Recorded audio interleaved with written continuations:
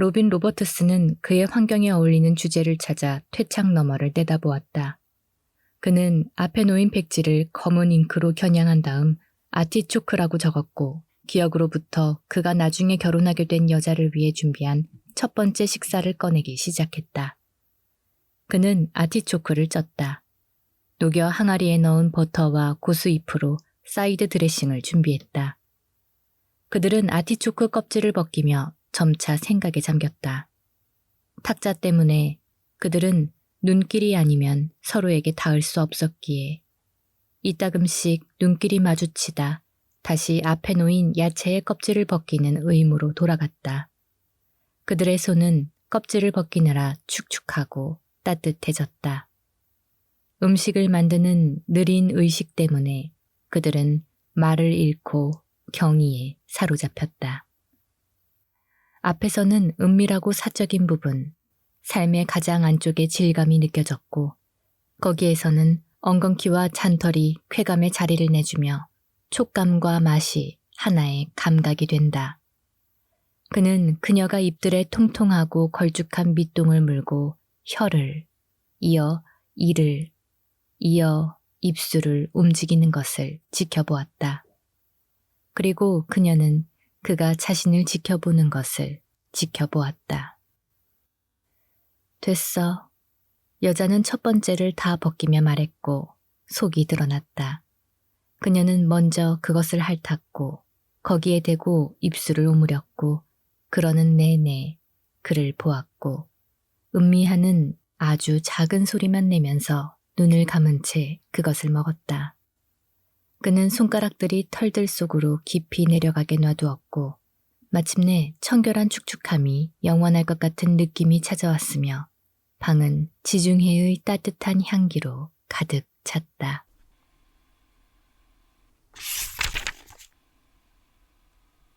그는 썼다. 비벼댄 잎들은 녹색의 지붕거림에 떨어져 나와 얇은 막으로 얇아졌다. 이 말을 그는 네 행으로 나누어 각 행의 끝에서 휴지를 반복했다. 이 말들이 묘사하는 성례를 치르는 듯한 일의 속도를 따라가게 했다. 독자들은 사실들과 더불어 그 사실들을 음미할 시간을 가져야 한다. 그는 그렇게 판단했다.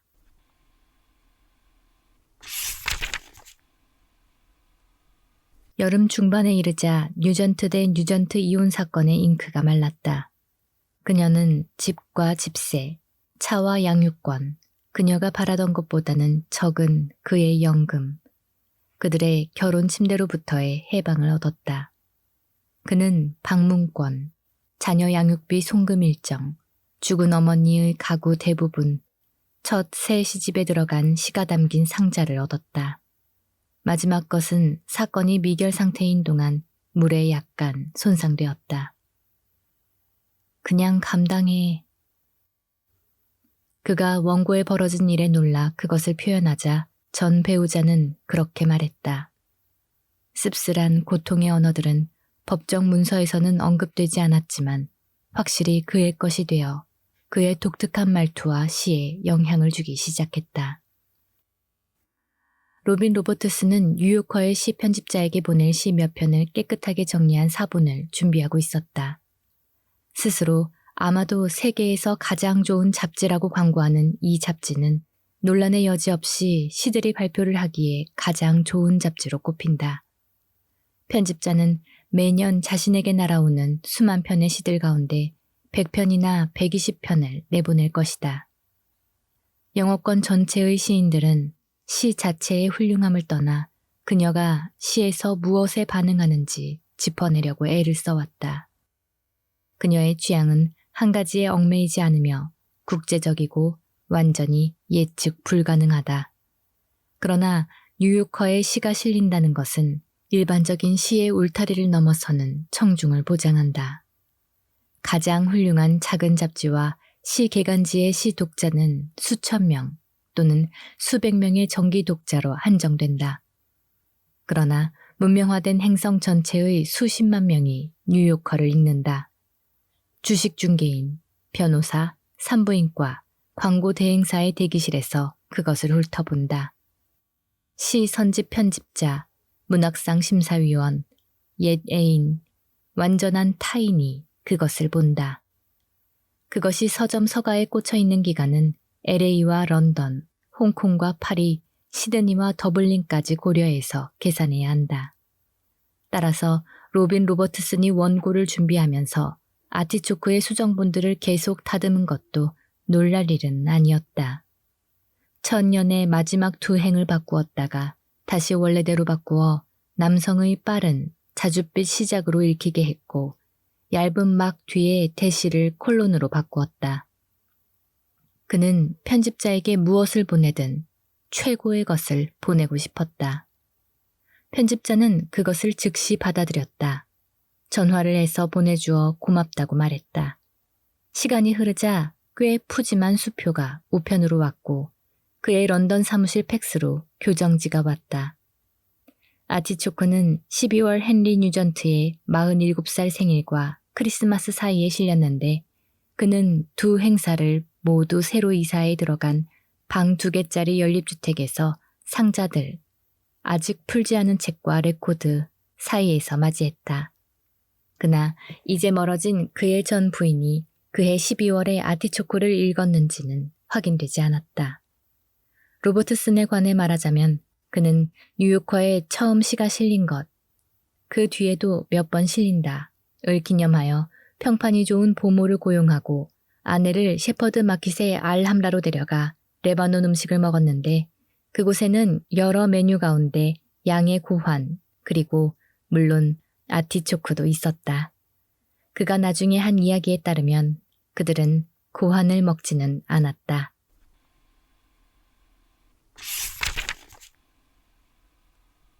판권의 일반적 허용 범위 때문에 시의 전문을 보여주지는 않겠다. 시는 전부 53단어이고 이 단어들이 육행으로 이루어진 두 연 사이에 능란하게 분배되어 있다. 전부 12행밖에 되지 않는 셈이다. 하지만 그 검소한 언어, 그 맛을 느껴볼 수 있도록 하나의 예로 둘째 연의 세 행을 과감하게 제시해 보겠다. 그러다가 속에 느린 털, 시인은 기록한다. 전리품을, 받침 달린 야채잔을, 그렇게 전리품을 한 번 더 강조한 뒤에 마무리를 짓는다. 지키는 조임장치. 이 페이지를 들고 팔을 쭉 뻗은 다음 눈을 가늘게 뜨고 보면 마치 동거인을 위해 저녁으로 먹을 게 뭐가 있다고 냉장고에 남겨놓은 짧은 메모처럼 보인다. 아이들은 할머니 집에 있어. 와인 잊지 마. 아니면 장을 볼 물품 목록일 수도 있겠다. 어떤 면에서는 둘 다이다. 이것은 하향 공간과 여백이 많은 친밀한 텍스트다. 여기 적힌 말들은 아티초크의 껍질을 까서 인간이 먹을 수 있도록 준비를 하는 묘사로 정직하고 완전히 솔직하다. 이 시의 힘, 그리고 아마도 그 매력의 핵심은 독자의 가장 사적이고 일차적인 식욕을 어김없이 돋운다는 것이다. 나아가서 독자에게 미치는 영향, 신경 말단, 그리고 자신의 가장 깊은 속만 알고 있는 의도의 자극은 균일하여 성이나 인종이나 나이 예측 변수에 방해를 받지 않는다. 이것을 자신의 집의 편안한 환경에서 한번 읽어볼 수도 있다. 친구들이나 행인에게 한번 읽어줄 수도 있다. 그들은 얼굴을 붉히고 싱글거리며 시를 달라고 할 것이다.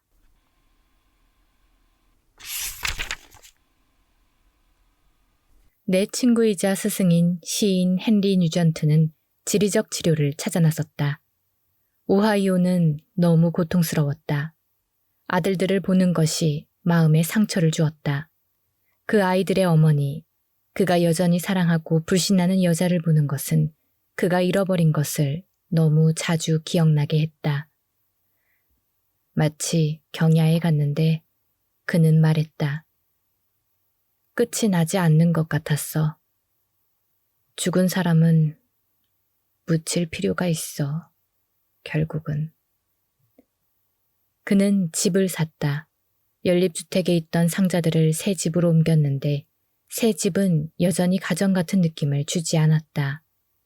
아들들이 비디오를 들고 찾아와 요에서 잤고 치킨 맥너깃을 먹었고 어떻게든 해보려고 노력했다. 그는 안식년 휴가를 떠나며 나에게 웨스트 클레어에 있는 오두막을 쓸 수 있느냐고 물었고 아일랜드로 날아가 오두막을 찾아냈다. 2월에는 아무런 볼 게 없었고 춥고 눅눅하기만 했다. 답은 북쪽으로 차를 달리는 것이다. 그는 놀랍게도 그런 판단을 했다. 골웨이, 슬리고, 벨파스트로, 또 페리를 타고 호수 지역으로, 그랬다가 다시 3월 말에 웨스트 클레어로 돌아왔고 그곳에서 나는 그를 잠깐 만났다. 날씨는 별로 나아지지 않았다. 그는 끔찍하게 흥분해 있었다. 가만히 앉아있지를 못했다. 그는 필사의 사명을 떠안은 사람처럼 보였다. 그는 사랑을 찾고 있었다.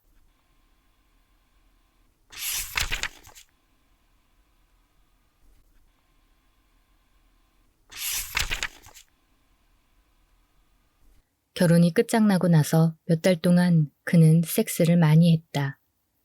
이것은 이혼한 모든 사람에게 알려진 책무다.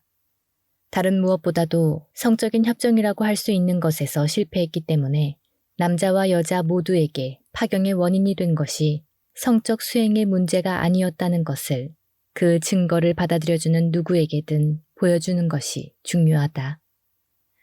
그래서 행복하게 결혼 생활을 하고 있는 사람들의 지루하지만 편안한 성적 패턴이 갓 결혼해서 풀려난 사람의 에로틱한 에어로빅으로 대체된다. 새로운 속옷을 사고 윗몸 일으키기를 한다. 더 열심히 목욕을 하고 손톱을 깎고 크림과 로션과 화장수에 투자한다. 새로운 침대보, 목욕가운, 스타일과 분위기를 이루는 요소들. 모든 우연한 만남이 일종의 오디션이기 때문이다. 그리고 기억은 그런 것들로 이루어진다. 그러나 헨리 뉴전트는 1년 정도 이런 우연한 만남을 한 뒤 사랑에 굶주리게 되었다.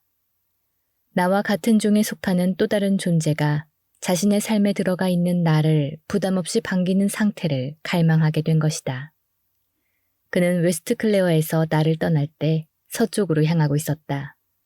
다시 오하이오로 날아가 5단 기어와 버킷 시트를 갖춘 새 차를 사서 서쪽으로, 북쪽으로, 다시 서쪽으로 달렸다. 4월에 워크숍을 열고 시 낭독을 하기로 예정되어 있던 대학 도시에서 그림 엽서들이 왔다. 낭독회 뒤에 훌륭한 조언의 서명을 받으려고 줄을 선 사람들 가운데 창작을 가르치는 교수이자 젊은 시인이 있었는데 그녀는 그의 팔을 어루만지면서 그의 시들, 특히 클리블랜드에서 아픈 아들과 호텔방에서 보낸 밤에 관한 시에 감사한다고 말했다. 5월과 6월에는 아이다호와 몬테나, 오리건과 캘리포니아에서 그림 엽서들이 날아왔다. 그는 한 엽서에 썼다. 이 산들을 보면 칼라브리아가 떠올라. 이탈리아의 멋진 발마리아. 모든 아름다움이 있는 곳이지. 나는 그 말을 어떻게 받아들여야 할지 알 수 없었다. 7월에는 그림 엽서가 멈추었다. 8월 중순에는 강가에서 그와 프린트 스커트를 입은 눈에 확 띄는 젊은 여자가 끌어안고 있는 스냅 사진이 딸린 편지가 왔다. 배경에는 산들이 있었다. 그들의 몸은 서로에게 익숙하다는 느낌을 주었다. 칼라브리아 이야기를 한 것이 이해가 되기 시작했다.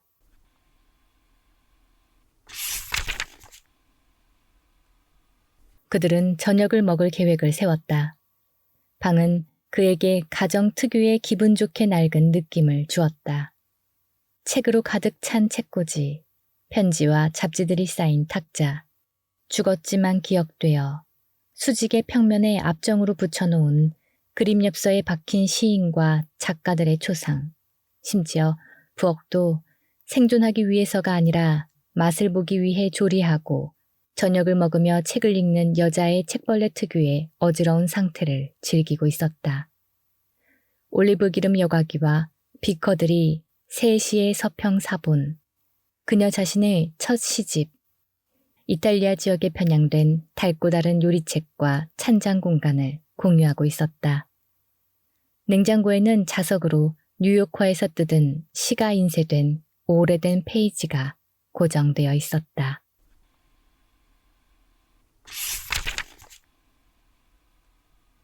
저 사람은 내 친구의 런던 편집자라오. 로버트슨이요? 정말이요? 어여쁜 시예요. 헨리의 2년의 마지막에서 세 번째와 두 번째 행을 생각했다. 그 살은 거꾸로 놓여 있다. 씹는 맛이 나는 상태로 전시되어 있다. 한겨울에 멋진 선물이었어요. 그녀가 말했다. 모든 게 잿빛이고 춥고 성장은 가망 없는 것처럼 보일 때 뭉툭한 뿌리가 기름 속에서 갈망하고 있다. 그는 소리내어 읽었다. 그렇게 배가 고파 본 적이 없었다.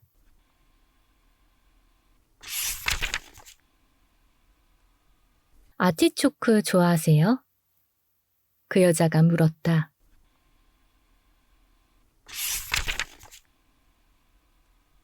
(9월에) 결혼을 했다는 카드가 왔다. 헨리는 이해 12월의 생일이 다가오자 전화를 해서 말했다. 이게 다 자네 친구 로버트슨 탓이야. 그 아티초크 탓이야.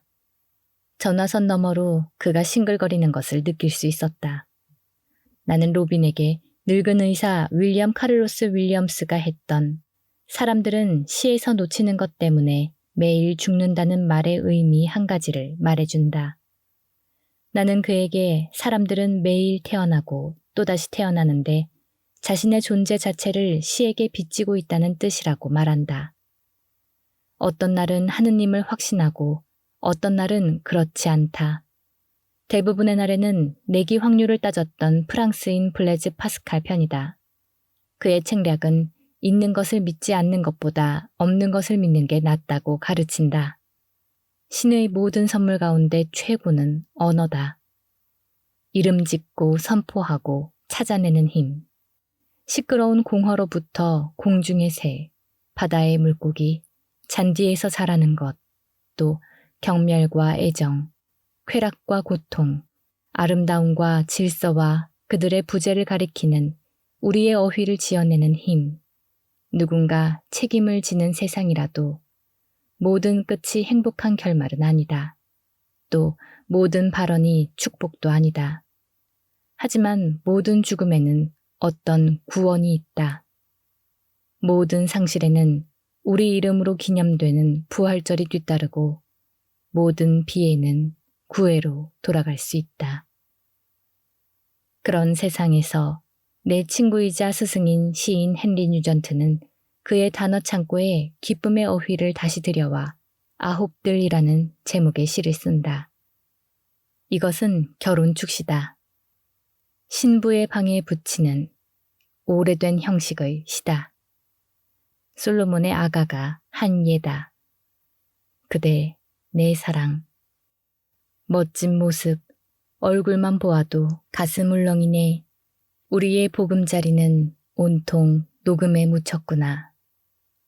고대 그리스의 사포는 놀라울 정도로 현대적인 단편의 결혼의 신 휘멘에 대한 암시와 전쟁의 신 아레스에 대한 암시를 교묘하게 결합한다. 이 시는 마룻대를 더 높이 들어올리라 라고 강하게 설득한다.